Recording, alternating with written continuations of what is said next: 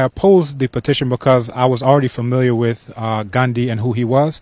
And as a matter of fact, I was driving right along this road behind us, and I saw the statue. I said, "Who is this?" And I looked and I saw it's Gandhi. And I said, people must not know who this man is. And I took some photos, and then I sent an email to all staff here at the University of Ghana, along with about 70 of his most racist quotes. Not a few, but like about 77 of his most racist quotes to everyone on campus. Now, the reaction from most people was, we had no idea. We saw the movie. We thought this is a great guy. The movie, which was sponsored by the Indian government as a piece of propaganda, but that's a sidebar. But most people had no idea, much less had they researched and read. Now, the complete works of Mahatma Gandhi, or as we prefer, Mohandas Karamchand Gandhi, is out there. Everything that he has ever written is all together in, I want to say, 99 volumes thereabout. So you can go through letters that he's written, so forth and so on, and things that he's written in Hindi, in Gujarati. And this is really the issue, that there were so many people who thought he was so great because they can't read Hindi. They can't read Gujarati. If Dr. Martin Luther King could read it, or Nelson Mandela could read it, or Kwame Nkrumah could read it, they would have had a vastly different picture. But now, for us as researchers, I'm a research coordinator at the Institute of African Studies, Language, Literature, and Drama. So I've read about Gandhi, and my first time hearing about it, a historian, Dr. John Henrik Clark, he said that Mahatma Gandhi was a fraud and a faker. I heard this back in the early 90s, like 92 thereabout. I said, wow, I wonder where he's coming from with this. So I started reading about it. I started reading about the plight of the untouchables. Dr. B.R. Ambedkar, who wrote the book, What Congress and Gandhi Have Done to the Untouchables. So once you know better, you have to do better. And this is really a blow for black dignity, black self-respect, striking out throughout the world. Many parts of the world hail Mahatma Gandhi. Why Africa should oppose such a figure? Very good. When we think about it, we have to put it in context in terms of who was Gandhi to us as black people. And when you are familiar with the history, you come to find that he was actually a sergeant major in the army fighting against the Zulus, in which thousands and thousands of Zulus were killed. And he was also the one who really instituted what we could call institutional apartheid there in South Africa, because he was the one who clamored to make sure that the Indians could have a different office a different entrance into the post office and to the telegraph office there in Durban, South Africa. That he was someone who was a virulent racist. He agitated to get guns so that they could shoot all of the Kaffir blacks, but because the British didn't regard him as high enough as the British, even though he said that we're all coming from the same Indo-Aryan stock, they didn't give him guns. And we're happy, because otherwise he would have been as bad as Colonel Dwyer, who shot down so many Indians. The only difference between Gandhi and Dwyer is that Gandhi just didn't get the opportunity and didn't get the weapons. So anytime we look at anything, we should see it from our perspective, an African-centered perspective, as we do at African Studies. So as African people, what did he do for or against African people? And we can look at not only his words, but his deeds in fighting in wars against the black people. When he went back to India, he fought against the Dalits, who are the black untouchables of India. So these are the things that many people are not aware of, but as soon as you become aware of it, you have to do something different. You have to change your behavior. Some also may have said that this is an academic community and should have known better. But why do you think University of Ghana would in the first place have such a figure erected on campus? Very good. Now, people did not know better, and people were not consulted in general. So this was something that was done by the higher-ups. We won't say any names, but we know who they are. And they decided to just place a statue, because I'm sure that they were under the same impression of most of the world, where if you go to a Martin Luther King memorial, you'll see Gandhi there. If you go to Senegal, you'll see Gandhi. They put these statues, South Africa, they put these statues all over, and it literally depends on ignorance for anyone to accept the statue. Now the people in Malawi heard what we did here, and they have a court injunction where they stopped the statue from being there, because for us as black people, we have to have black dignity, we have to have black self-respect. If you say that, oh, my plate is nothing but a rubbish bin, then the whole world will collect rubbish in it. But when you say my plate is a wonderful plate, then people are willing to eat off of it. So when we don't have respect for ourselves, when the rest of the world, you go to Europe and they are throwing bananas at you when you're playing football, when you go to India and they're beating you down, when you're going to the US, the black person does not have a very high level of respect in the world. but it starts from self-respect. If someone who called you 1 degree removed from an animal, you put him on a campus at a black university, an African university, it means that you must not know very much about yourself. But it's not everyone who's in that position. So those of us who knew, who have read, who studied, we are the ones who agitated. Because imagine if you put, again, Colonel Dwyer was this British man who shot down so many of these Indians in a massacre. Imagine if you put him in a university at New Delhi. Imagine if you put him at a university. It means that you, all the scholars, you must not know anything about your history. It will be a slap in the face.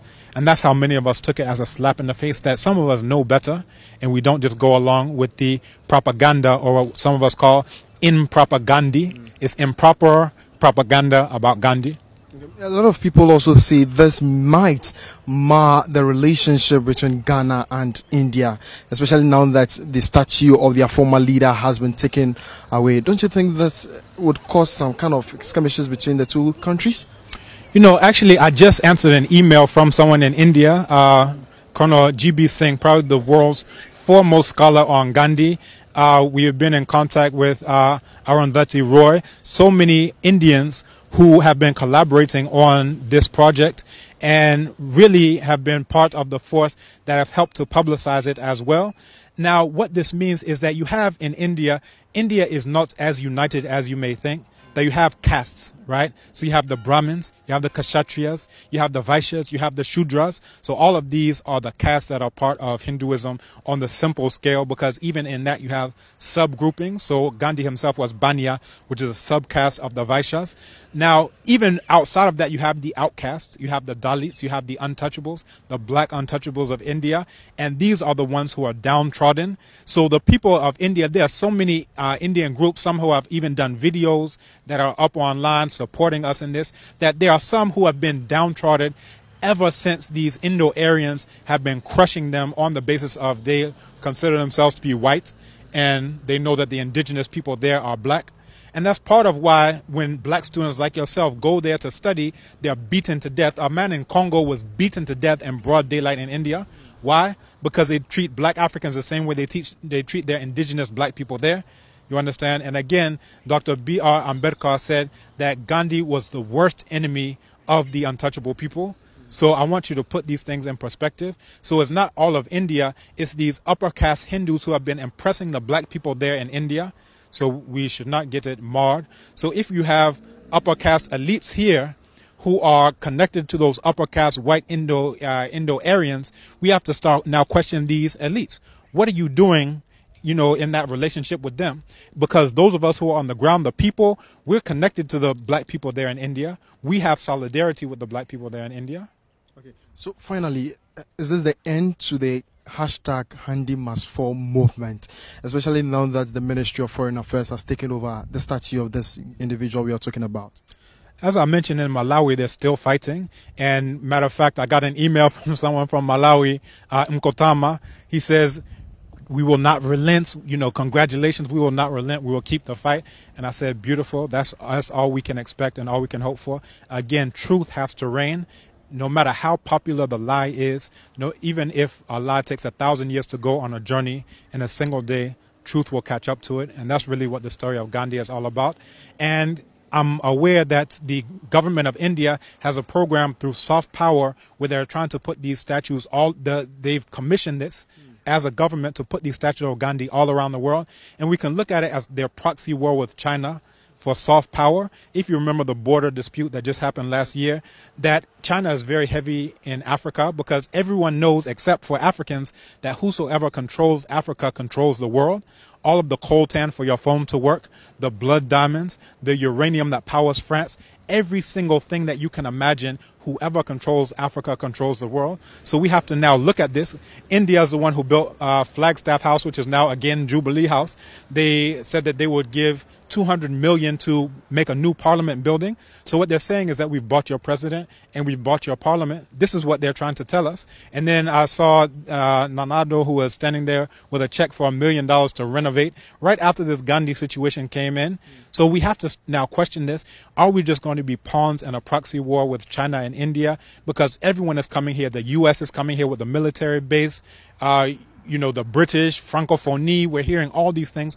Everyone is rushing to Africa, but many of our youth are rushing across the Sahara Desert to the Mediterranean. What do all these people see that we do not see? What type of education are we getting here if all of our students, our young people, have an unemployed graduate association and can't understand that we have to come together as black people, regardless of location, for black issues of black dignity and black self-respect?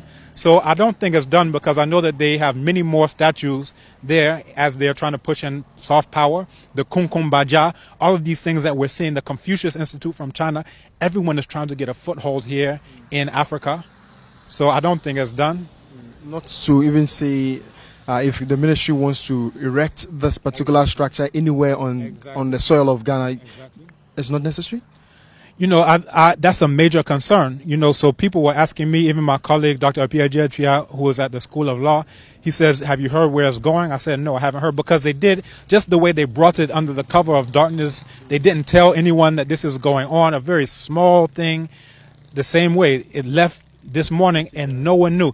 I got a call from Radio Universe that says, oh, the thing is gone. Can you tell us your thoughts? I said, you're the one who's informing me. I didn't even know it's gone. So these are the things, if it comes up, this is why I would say a luta continua, because we don't know where Gandhi will rear his ugly head next. Okay. He will go all over as part of the soft power face of India. I'm grateful. But finally, I want you, pick your thoughts on how a security guard was put in here to, guard the statue. This is an excellent question. Now, on campus, things are not always peaceful. That we've had women who have been attacked on campus. It's not rampant, it's generally a peaceful place, but there were no security guards given to every single woman to protect her. These are real life African women, you understand? But meanwhile, an inanimate object, a statue, has 24/7 security. What does that tell you about what I was saying before about respect? How can anyone in the world respect someone who would do something like that? You don't value your own people, the black people who are the Africans, continental Africans, who are being beaten to death right there in India. Ministry of Foreign Affairs, we haven't heard anything from them about that to date. I check the news all the time. I've studied about India. I've read about the untouchables for decades now. You understand? But I haven't heard anything protesting either the plight of the Dalits, the black untouchables there, or about the African students who are getting beaten every single day because they're getting the same treatment that the indigenous black people are getting there. So I would just say, in short, if I can be short on this issue, I think it's a travesty. You understand that you have 24/7 security on an inanimate object. Meanwhile, the suffering of our black people there in India, there's no security for those African students who are beaten daily, stabbed to death. A man out of Congo who was beaten to death in broad daylight. We don't hear anything about it. Okay, I'm grateful, sir. Thank you, too. Thank you.